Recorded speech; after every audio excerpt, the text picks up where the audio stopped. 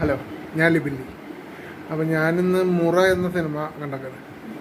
അതായത് അഭിനയിച്ചവരും star cast അങ്ങനെ ഇല്ലാത്ത പടമാണ്. കാരണം അഭിനയിച്ച ഒട്ടുമിക്കവരും പുതുമുഖങ്ങളാണ്, പിള്ളേർ തെറ്റുകൾ പുതുമുഖങ്ങളാണ്.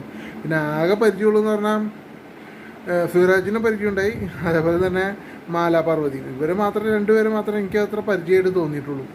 ബാക്കി കഥാപാത്രങ്ങൾ ഞാൻ ഓർക്കുന്നില്ല. എന്തായാലും പടം ഇടിവെട്ട് പടമാണ്.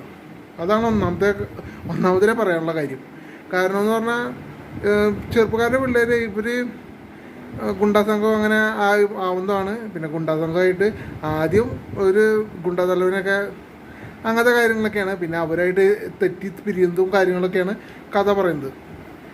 ക്ലീശേ കഥയാണെന്ന് ചോദിക്കുകയാണെങ്കിൽ ഇതിനു മുമ്പ് വന്നിട്ടുണ്ട് ഇങ്ങനത്തെ സംഭവങ്ങൾ. പക്ഷേ അത് എടുത്തേണ്ട രീതി, ഇതിൻ്റെ തുടക്കം തന്നെ ഒരു മ്യൂസിക്കും കാര്യങ്ങളും ഒരു പാട്ട് പോലെ ഉണ്ട്. അതൊക്കെ കിട്ടുന്ന സൗണ്ട് എഫക്റ്റും കാര്യങ്ങളൊക്കെ ആയിരുന്നു.